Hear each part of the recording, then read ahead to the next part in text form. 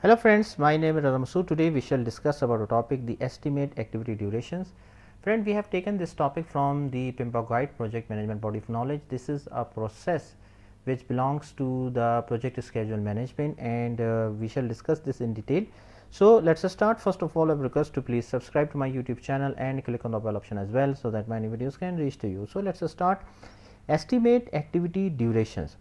Friend, estimate activity duration is the process of eliminating the number of work periods needed to complete individual activities with estimated resources. The key benefit of this process is that it provides the amount of time each activity will take to complete, which is a major input into the developed schedule process. This process particularly belongs to the planning process group as per the PMBOK guide, Project Management Body of Knowledge.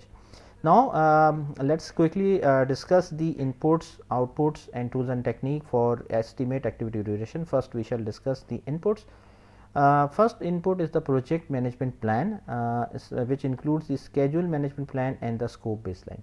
Friend, whenever we talk about project management plan, basically we are referring that how will you deliver the things to the customer. So, the question of how will be basically answered in the project management plan. Okay.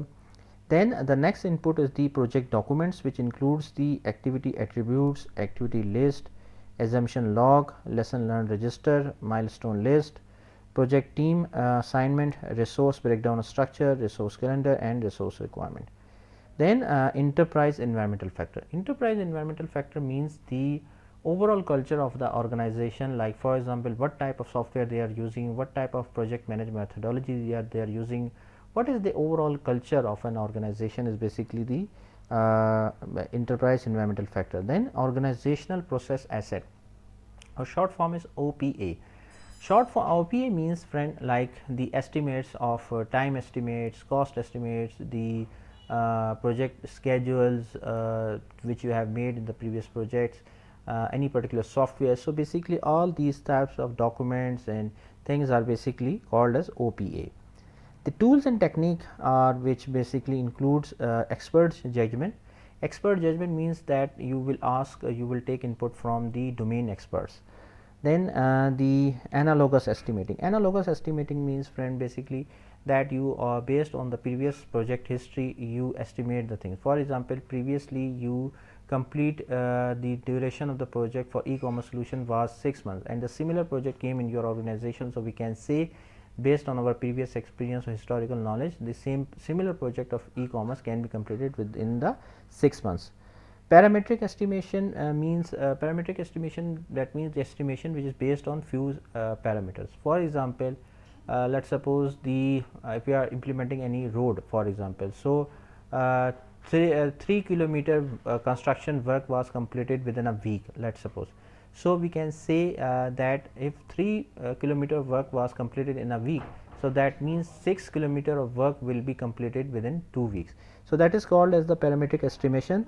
Then the next one is the 3-point estimation. 3-point estimation, which is based, means the pessimistic and the optimistic and the medium approach. Actually, if you are, so based on, there is a formula which is basically you can use and you can get the 3-point estimation.